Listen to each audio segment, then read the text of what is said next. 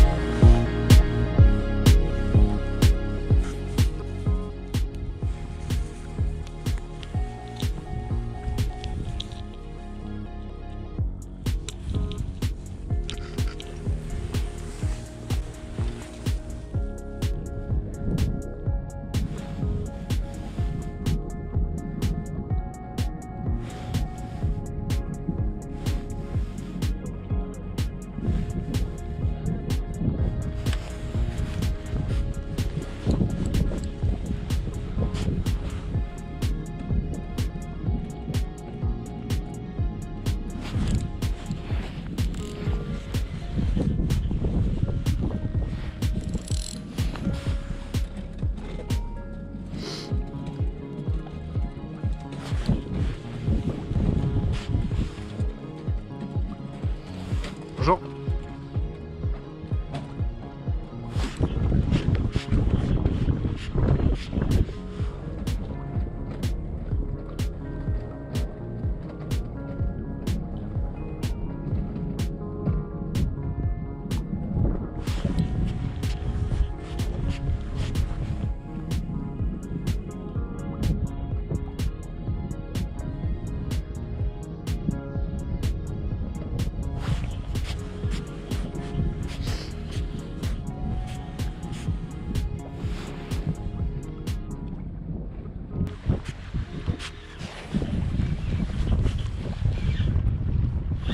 Ouais, j'en ai un.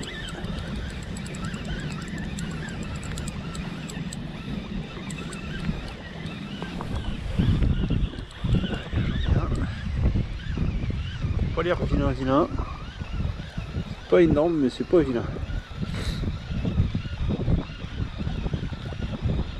Hop, arrière en surface. Un petit.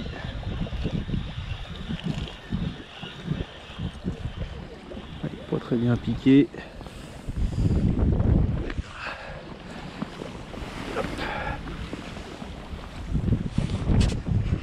Ça va maximiser les chances de remonter.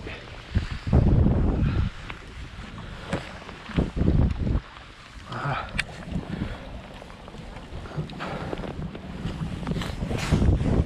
Yes.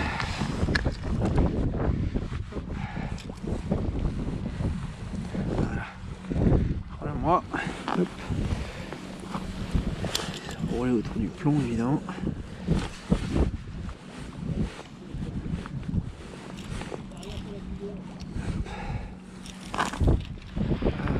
Moi ça. Un petit squid. C'est de la renvoyer à l'eau. C'est repartir. Je crois qu'il va faire la gueule. Ah, il crache, il a.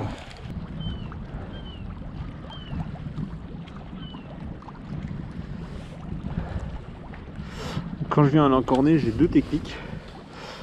Soit comme là, parce qu'il y a du vent en fait, je mets une turlude flottante avec un petit bas de ligne, avec un plomb au bout. En fait, c'est pour pouvoir lancer malgré le vent et tenir un peu plus le fond. Ou alors, quand il y a moins de vent, je mets la turlude en direct. Des fois, quand il y a du courant ou un petit peu de vent, mais moins que ça, et je le mets sans casque. Et sinon, je mets des casques dessus pour l'alourdir, pour aller au fond. Des petites animations pour la faire très sauter du fond. Pour la rendre attirant, pas juste faire un simple linéaire pour le ramener.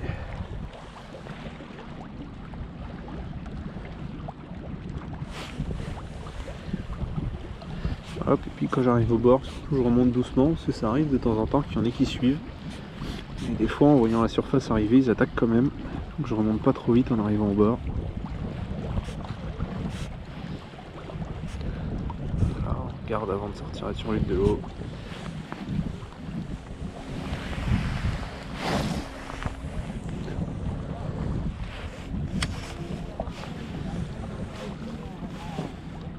Voilà, la technique, on jette le plus loin possible et puis on ramène doucement, on essaye de faire vivre la turlute.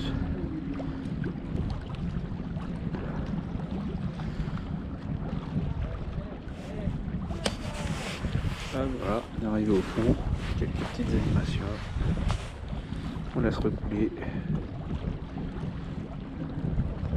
on retouche le fond.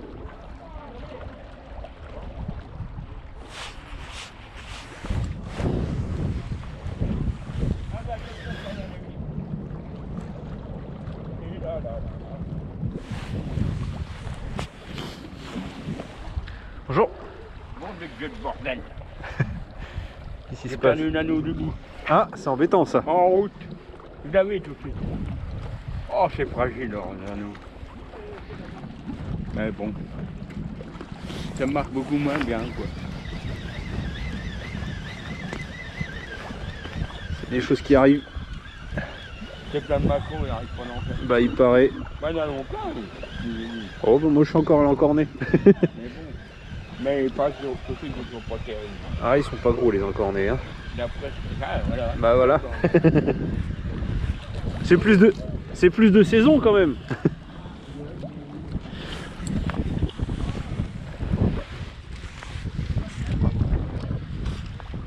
Il est mignon celui-là. Hop, on va remettre à l'eau directement. Ils sont pas gros en ce moment dans le secteur. J'espère que la fin de saison, après le mois de mars, là, sera un peu meilleur. Même à partir de fin février, début mars. En général, à la fin d'année, pour nous, les tailles elles sont un peu mieux. Comme là, les tailles étaient déjà pas mal en début d'année. On verra bien ce que ça donnera.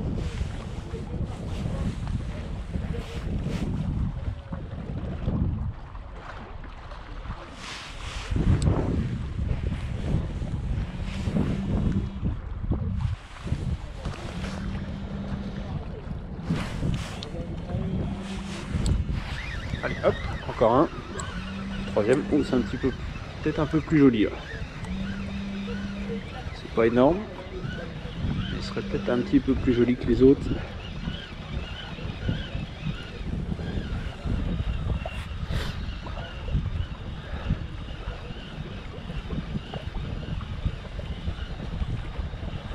Ah non, c'est le même calibre.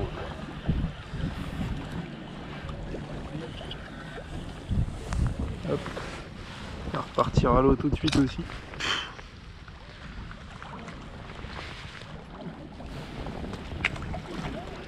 Et voilà. Hop.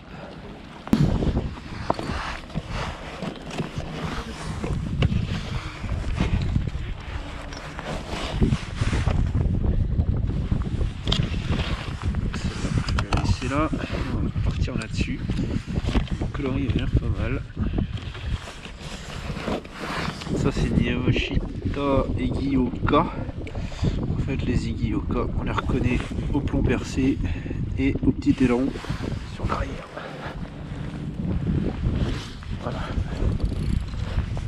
On passe avec ma Matagi. Je vais faire un petit lancer comme ça sous la main. Être sûr de ne pas avoir mêlé. Voilà. Et si je vois qu'on n'arrive pas à descendre, et ben, je mettrai un casque. Dessus. Allez, c'est parti. Ça, les lancers sont bons. Non, on va voir si ça coule ou pas.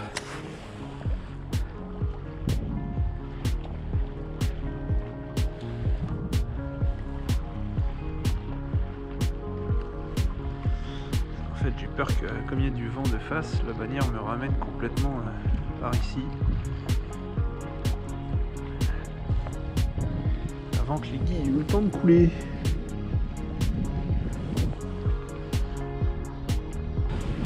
Petit peu de poire. Normalement je vais lancer un peu moins loin. Si ça m'aide à aller au fond.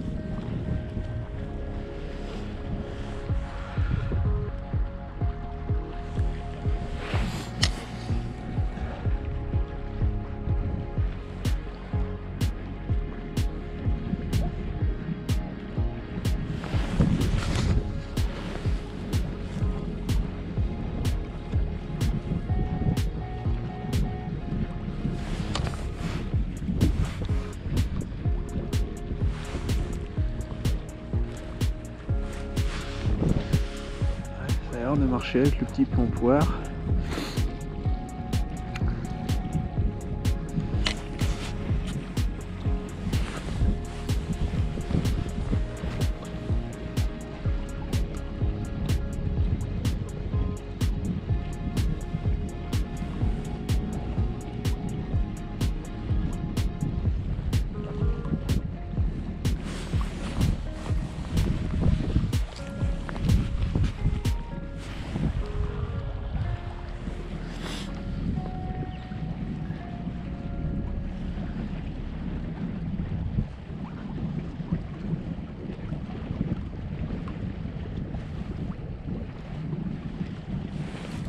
Ah, ouais.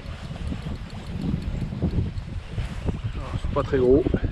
Et on en a un. Comme quoi, des fois, faut pas grand chose.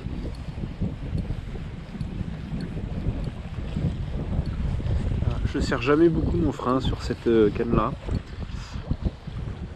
Voilà. Voilà. Pas beaucoup plus gros que la turlute, hein. Mais voilà, c'est sympa. Je vais le remettre à l'eau. Voilà, il est reparti. Bon, il vient de se cogner dans le mur, mais il est reparti.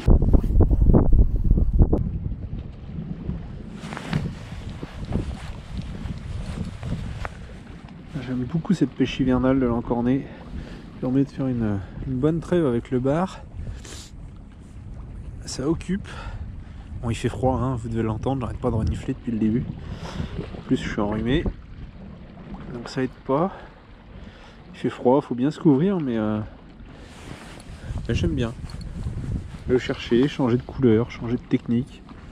Des fois, ils veulent pas du tout des animations comme je fais, faut être plus lent, faut être posé sur le fond, faut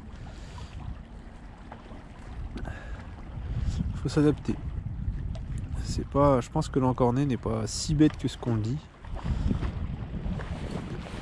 Et que quand il veut pas de quelque chose, il en veut pas. Vous aurez beau lui passer tout ce que vous voulez devant le pif.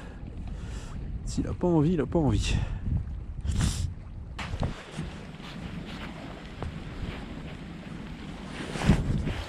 Oh oui. Oh, j'avais posé ma canne un petit peu. Là on a un beau. Là il y a plus joli là.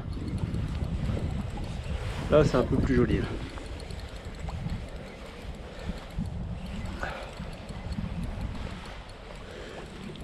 Ah c'est bon ça. Là c'est un peu plus joli. Et loin en plus.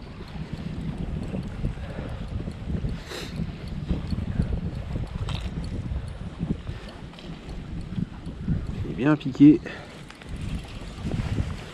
Ah, un peu plus joli celui-là. Yes. Ouais. Celui-là un peu. Ah, franchement je vous encourage à aller à l'encornet l'hiver. Il y a plein d'endroits en France où on peut le pêcher. Il y en a partout, un petit peu partout. Les saisonnalités sont peut-être un petit peu différentes, mais il y en a un petit peu partout. Il y a des endroits, il y a de la sèche aussi, du poulpe. Franchement, c'est une pêche qui est super. Bon, il fait froid en général. Hein. En général, il fait pas très chaud. Bon, il suffit de se couvrir, on se réchauffe les mains de temps en temps. Et puis, quand on en fait, l'adrénaline monte un peu.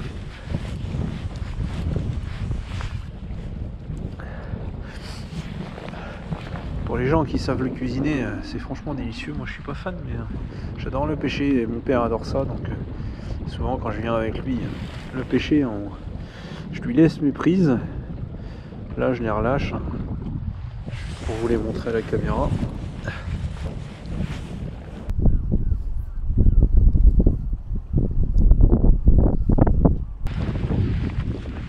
terminé sur quasiment toutes les turlutes Yamashita. Il faut passer un coup de lampe UV. Ça, en fait, ils ont un... déjà, ils ont les coloris glow, donc ça active un peu le glow. Et ils ont ce qu'ils appellent le warm jacket. Donc c'est une couche, en fait, le tissu qui reflète de la chaleur. Donc en fait, l'activer à l'UV, ça lui permet de sécréter une certaine chaleur qui sent... A priori, les encornés, ils seraient sensibles. Donc moi, sur toutes les Yamashita, et même dès que vous avez une petite bague fluo, des yeux fluo, je passe un coup de lampe UV. Ça active tout ça. Je pense que ça peut pas nuire. Voilà. Hop. Donc là, je suis passé sur une Search en 3.5. Donc en espérant que les billes activent un peu leur activité, on va voir ça.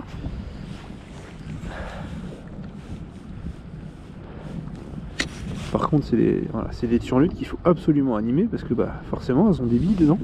Donc si on fait qu'un simple lancer-ramener, on n'aura pas l'effet des billes.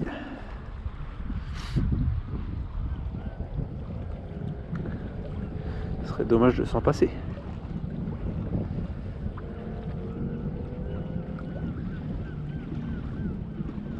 Là, on est au fond.